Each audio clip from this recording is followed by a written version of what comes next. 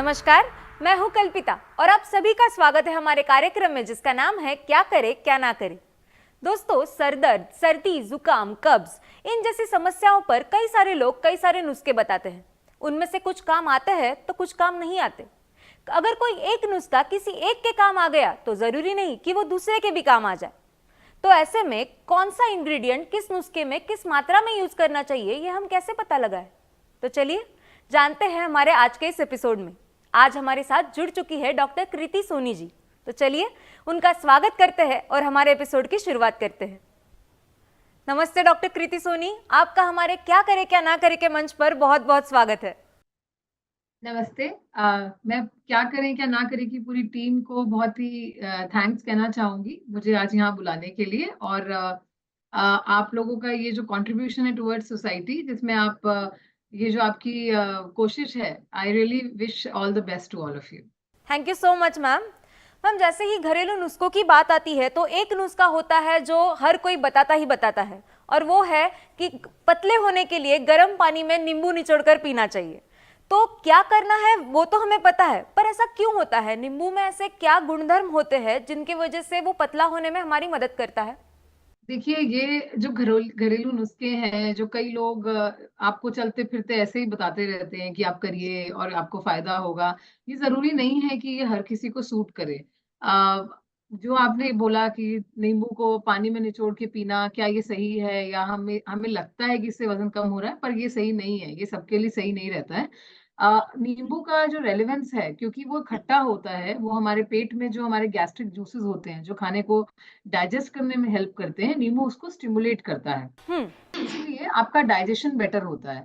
जब आपका digestion better होता है तो आप वेट लॉस, या फिर आप ये कह लीजिए कि जो खाना आप खाते हैं वो इजीली डाइजेस्ट अच्छे से होता है और यूटिलाइज अच्छे से होता है। जी। इसलिए ये जरूरी है कि आप ये जानें कि अगर कोई नुस्खा आपको बताया जा रहा है तो क्या वो आपको सूट करता है। अब जैसे कई लोगों को जिनको पेट में ऑलरेडी एसिडिटी ज्यादा होती है, अगर वो इसको लेंगे उनको उससे और ज्यादा नुकसान होगा। तो जरूरी नहीं है कि ये जो नुस्खे हैं ये हर किसी पे वैलिड हो। और जिस तरह से आप ले रहे हैं, जैसे बहुत आम तौर पे लोग नींबू को गर्म पानी में लेते हैं। गर्म पानी को यूजुअली सिप करते रहने से जरूर आपको मेटाबॉलिज्म को बढ़ावा मिलता है, जिससे वेट कम करने में मदद मिलती है। लेकिन नींबू को अगर आप हल्के पानी में, जैसे नॉर्मल टेम्परेचर के पानी में लेंगे तो ज्यादा फायदा होता है। तो इसलिए ये जरूरी है कि आप जानें कि क्यों उस नुस्खे का इंपॉर्टेंस है और उसको किस तरह से किस वक्त पे लेना चाहिए, क्योंकि क्या डोज है, क्या वक्त है लेने का, ये बहुत जरूरी है। आयुर्वेदा में, आयुर्वेद आपको हमेशा से ये कहता है कि आप एक पर्टिकुलर टाइम पे उठें, एक टाइम पे खाना खाएं। अगर आपकी बॉडी के साइकिल्स रेगुलर हैं, आप सही टाइम पे सोते हैं, आप सही तरह का खाना खाते हैं जो आपकी बॉडी की रिक्वायरमेंट है, depending on the lifestyle you have. क्या तो आप पूरे दिन बैठ के काम करते हैं तो आपकी एनर्जी रिक्वायरमेंट अलग होगी। अगर आप चलते फिरते हैं पूरे दिन तो आपकी एनर्जी रिक्वायरमेंट अलग होगी। अगर आप इसके विरुद्ध कुछ भी करते हैं, यानी कि अगर आपका पूरे दिन बैठने वाला काम है और फिर भी आप ज्यादा जरूरत से ज्यादा खाना खा रहे हैं, तो आपकी बॉडी उसको फैट की तरह डिपॉजिट करने लगती है। और इवन इफ आप अलग अलग नुस्खे अपना लें, और अगर आप अपने खाने को उस तरह से नहीं पोजीशन कर रहे हो या उस तरह से कंट्रोल नहीं कर रहे हो जो आपकी बॉडी रिक्वायरमेंट है, तो आपका वजन हमेशा ही बढ़ेगा। तो इसलिए ये जो अलग अलग तरह के घरेलू नुस्खे हैं, ये सारे आपके लिए काम नहीं करते हैं। आपको ये देखना पड़ेगा कि आपकी बॉडी की जरूरत क्या है, उसके हिसाब से आपको इन नुस्खों को आजमाना चाहिए। जी डॉक्टर, कई लोग नींबू के साथ पानी में शहद भी मिलाते हैं गर्म पानी में, और वो भी पीना पसंद करते हैं। तो क्या ये कॉम्बिनेशन सही है? नहीं, शहद को कभी भी गर्म चीज में नहीं लिया जाता, ये आयुर्वेद के बिल्कुल विरुद्ध है। उसका रीजन है कि शहद के अंदर जो नेचुरल शुगर्स होती हैं, उनका क्रिस्टलाइजेशन इस तरह हो जाता है कि वो हार्मफुल बन जाता है। तो इस वजह से शहद को कभी भी गर्म चीजों के साथ नहीं लेना चाहिए, ना ही गर्म चाय में, ना गर्म दूध में, ना गर्म पानी में। ये बिल्कुल गलत जी। तो मैम, शहद को किस प्रकार से लेने से हमारे सेहत को फायदा होता है? है। अगेन देखिए, डिपेंड करता है कि आप किस प्रकृति के हैं। आयुर्वेद ने अलग अलग किस्म की प्रकृतियां बताई हैं। जो लोग जिनकी बॉडी में हीट ज्यादा होती है, वो पित्त प्रकृति डोमिनेंट होते हैं। कोई भी व्यक्ति एक प्रकार की प्रकृति का नहीं होता है। कफ, पित्त, वात, ये तीन प्रकृतियां आयुर्वेद में बताई गई हैं। कफ प्रकृति वाले लोग यूजुअली बहुत थिक हेयर वाले और बहुत ही अच्छी स्किन के होते हैं। तो उनके basically hair and skin are very good in health, और उनकी बॉडी में मेटाबॉलिज्म इज स्लाइटली स्लो, तो वो लोग वेट गेन करने की प्रवृत्ति के होते हैं। पित्त प्रकृति वाले, जैसा कि मैंने बोला, उनकी बॉडी में हीट ज्यादा रहती है, एसिडिटी ज्यादा रहती है, उनकी मूवमेंट ज्यादा होती है, तो वो वेट गेन नहीं करते, लेकिन हाँ मतलब उनके लिए वेट लूज करना आसान रहता है। वात प्रकृति वाले लोग यूजुअली बहुत पतले होते हैं, उनकी बॉडी में अलग अलग तरह की पेन्स बहुत डोमिनेट करती हैं। तो देखा, हर कोई जो है वो इन किसी ना किसी, जो कहते हैं ना, प्रकृति, वो डोमिनेंट होता है। तो डिपेंडिंग ऑन कि जैसा आदमी की प्रकृति है, उसको ये देखना पड़ता है कि उसको एक पर्टिकुलर चीज को कैसे लेना है। जैसे कि अगर कफ प्रकृति के लोग बहुत ज्यादा शहद लेंगे तो उनके वेट को बढ़ावा होगा, मतलब वो बढ़ने लगेगा वेट। लेकिन वही अगर वात प्रकृति के लेंगे, जैसे क्योंकि शहद का जो टेंडेंसी है वो थोड़ा सा कूलिंग नेचर का रहता है, तो वो उस तरह से उसको फायदा करेगा। तो आप शहद को किस प्रकार से ले रहे हैं, किस सीजन में ले रहे हैं, किस वक्त पे ले रहे हैं, ये हर किसी के लिए अलग अलग रहता है। तो पित्त प्रकृति के लोगों को अगर जैसे शहद की जो टेंडेंसी है, अगर आप शहद को ठंडी चीजों के साथ और लेंगे तो वो उनकी जो बॉडी में हीट है उसको डाउन करेगा, और तो उनके लिए फायदा होगा। तो किस बेनिफिट के लिए ले रहे हैं, जैसे कि फॉर एग्जांपल अगर आपका गला खराब है, तो आप अगर कंट्रोल्ड अमाउंट में शायद हर कोई प्रकृति का व्यक्ति लेगा तो उसको फायदा होगा। लेकिन too much amount of honey is also not very good, because उसमें नेचुरल शुगर्स भी होती हैं जो बॉडी में, ब्लड में शुगर के लेवल को बढ़ा सकती हैं। तो ये बिल्कुल गलत है सोचना कि जो जिनको डायबिटीज है या जिनको शुगर है वो हनी ले सकते हैं चीनी छोड़ के। ये ऐसा नहीं होता है, क्योंकि जो नेचुरल शुगर्स है वो भी कहीं ना कहीं आपकी बॉडी को नुकसान करती हैं अगर आपको डायबिटीज या कोई और रोग है।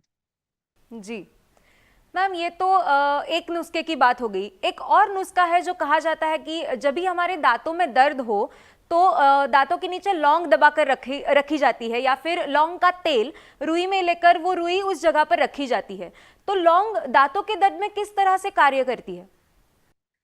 लौंग जो है, देखिए, हमारे किचन के अंदर इतने सारे हर्ब्स हैं जिनको हम कभी कभी सोचते हैं या कभी कभी अंडर एस्टिमेट करते हैं, लेकिन उनमें इतनी मेडिसिनल प्रॉपर्टीज हैं।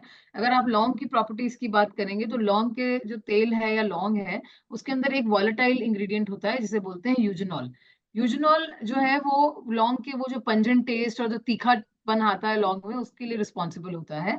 अगर बहुत ज्यादा हीट करते हैं तो वो लौंग से कम हो जाता है, इसलिए लौंग की भी अलग अलग वेराइटीज आती हैं मार्केट में। लेकिन जो तेल होता है वो कॉन्सेंट्रेटेड होता है, तो बहुत सारी लौंग को कॉन्सेंट्रेट करके वो तेल बनाया जाता है। तो एफिकेसी वाइज या पोटेंसी वाइज आप कह लें तो वो जो तेल होता है वो ज्यादा इफेक्टिव होता है, क्योंकि उसके अंदर लौंग की मात्रा, लौंग के जो यूजनॉल है उसकी मात्रा ज्यादा होती है। जी। अब इसकी प्रॉपर्टी पे आते हैं। दांत के दर्द कई वजह से हो सकते हैं। कोई बिकॉज हमारे जो माउथ है, माउथ के अंदर हमारे, जब हम खाना खाना शुरू करते हैं, there are always healthy microbes जो कि खाने को, जो अगर खाना आपके मुंह में लगा रह गया या दांतों में लगा रह गया, उसका ब्रेक डाउन करना शुरू करते हैं। जब वो ब्रेक डाउन करना शुरू करते हैं तो हमारा जो दांत है वो कैल्शियम का बना हुआ है, उसके ऊपर वो एसिड बनाने लगते हैं, जिसकी वजह से वो दांत में कभी कभी दर्द होना लग जाता है या कैविटी बनने लग जाती है, क्योंकि दांत सड़ने लगता है। तो क्लोव का जो काम है वो दो तरह का है, जो मेजर उसकी प्रॉपर्टीज हैं। एक है कि वो जो अनवांटेड जर्म्स हैं उनको किल करता है, तो आपका जो भी एक्स्ट्रा, ये कह लीजिए, जो फ्रेशनेस चली जाती है मुंह से, या जो माइक्रोबियल लोड बढ़ने लगता है मुंह में खाने के बाद, उसको कंट्रोल करता है, जिसे हम कहते हैं एंटी माइक्रोबियल प्रॉपर्टी। और दूसरा उसकी प्रॉपर्टी होती है anti inflammatory property. Anti inflammatory का प्रॉपर्टी का मतलब होता है कि कोई भी तरह का दर्द, जब भी हमारी बॉडी में कहीं भी दर्द होता है, तो हमारी बॉडी एक केमिकल को प्रोड्यूस करती है जिसकी वजह से आपको वो दर्द की सेंसेशन होती है, जो आपका ब्रेन परसीव करता है। तो एंटी इंफ्लेमेटरी प्रॉपर्टी के अंदर क्लोव का जो यूजनॉल है, जो क्लोव की जो अंदर जो फाइटो एक्टिव्स हैं, वो उस इन्फ्लेमेशन को जाके उस जगह पे कम करती है। इन्फ्लेमेशन का मतलब है दर्द होना, सूजन होना, तो वो जो है वो क्लोव कम करता है। इस वजह से दांत के दर्द में वो बहुत अच्छा असर करता है। जी मैम, ऐसे कई प्रोडक्ट मार्केट में हैं जो दावा करते हैं कि उनमें आयुर्वेदिक पदार्थ है, जैसे कि नीम हो गया, नमक हो गया, या फिर हल्दी हो गया। तो क्या ये सब चीज़ें हम कैसे वेरीफाई करें कि ये सही है या नहीं? हम कैसे इसकी पहचान करें? प्रोडक्ट्स देखिए बहुत तरह के होते हैं। यूजुअली क्या होता है कि कई सारे ऐसे प्रोडक्ट्स हैं जो, मतलब अगर आप पर्सनल केयर प्रोडक्ट्स बोलें जो कि टॉपिकल हैं या जिनको क्रीम्स की फॉर्म में लगाया जाता है, उनके अंदर इन सारे हर्ब्स के क्वाथ को या डिकॉक्शन को यूज किया जाता है। घरों में पता लगाना थोड़ा डिफिकल्ट होता है कि इसमें ये प्रेजेंट है कि नहीं, लेकिन हाँ, लैब लेवल पे हम जरूर इसको पता लगा सकते हैं, क्योंकि हर किसी हर्ब का एक फिंगरप्रिंट होता है। उसकी क्वालिटी के कुछ मार्कर्स होते हैं जिन्हें हम कहते हैं, जैसे मैंने क्लोव में यूजनॉल बोला, तो लैब्स में इसका डेफिनेटली पता लग सकता है। घरों में पता लगाना थोड़ा सा मुश्किल काम है, क्योंकि एनालिटिकल टेक्निक्स घरों में इतनी अवेलेबल नहीं हो सकती हैं। लेकिन लैब लेवल पे पता करना इसको बहुत आसान है। जी। मैम, ऐसे कहा जाता है कि दही हमारे सेहत के लिए अच्छा होता है। जैसे ही गर्मी का सीजन शुरू होता है, हम दही खाते हैं ताकि हमारे शरीर को ठंडक पहुंचे। पर मैंने ऐसे भी सुना है कि पीरियड्स के वक्त महिलाओं को ये भी कहा जाता है कि दही का सेवन ना करें ताकि उनके शरीर में गर्मी ना बढ़े। तो दही का एग्जैक्टली हमारे स्वास्थ्य के साथ क्या संबंध है, और कब हमें दही का सेवन करना चाहिए?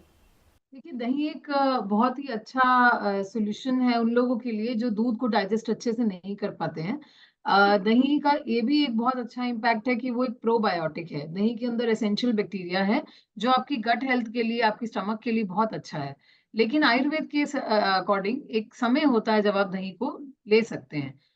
मोस्टली दोपहर का वक्त जो होता है वो दही के लिए लेने के लिए बहुत अच्छा रहता है, क्योंकि अगर रात में आप लेंगे, जैसे हमारे दिन के जो सारे पहर होते हैं उनमें भी अलग-अलग प्रकृति डोमिनेट करती है। तो रात के वक़्त क्या होता है कि कफ जो प्रकृति होती है वो डोमिनेट करने लगती है। तो अगर आप रात के वक़्त दही खाएँगे तो आपको कोल्ड होने की संभावना होती है। आपको कोई अगर मतलब आपकी बॉडी में स्लगिशनेस आएगी, क्योंकि डाइजेस्टिव पावर रात को कम हो जाती है। लेकिन दोपहर के वक़्त जब अग्नि ज़्यादा तेज़ होती है, तो आप अगर दही का सेवन तब करेंगे, तो आपकी बॉडी को ज़्यादा बेनिफिट मिलेगा। उसका डाइजेशन अच्छा रहेगा, वो आपकी गट हेल्थ को अच्छा रखेगा। इसके अलावा दही एक ये भी काम करता है कि अगर आपका जो खाना आप खा रहे हैं, उसके अंदर जो शुगर प्रोड्यूस होती है, उसको भी वो नॉर्मलाइज़ करता है, ताकि आपकी ब्लड शुगर स्पाइकिंग ना हो। तो क्योंकि कई बार क्या होता है कि जब हम खाना खाते हैं, जैसे अगर आप खाने से पहले अपनी शुगर देखेंगे, वो कम होती है। खाना खाने के बाद शुगर अचानक से बढ़ जाती है। तो दही को अगर आप खाने के साथ अपने सेवन करेंगे, तो वो जो स्पाइक है, वो नहीं होगी। स्पाइक होना ब्लड में शुगर का बहुत अच्छा नहीं होता बार-बार, क्योंकि उसकी वजह से क्या होता है कि आपको डायबिटीज़ होने की संभावना बढ़ जाती है, आपकी इंसुलिन बार-बार चैलेंज होती है, जिसकी वजह से लेडीज़ में पीसीओएस और पीसीओडी की प्रॉब्लम स्टार्ट हो जाती है। तो इसलिए ये ज़रूरी है कि आप सही वक़्त पे और सही मात्रा में उसे खाएँ, और प्रोबायोटिक होने की वजह से ये आपकी ओवरऑल गट हेल्थ के लिए भी बहुत अच्छा होता है। जी।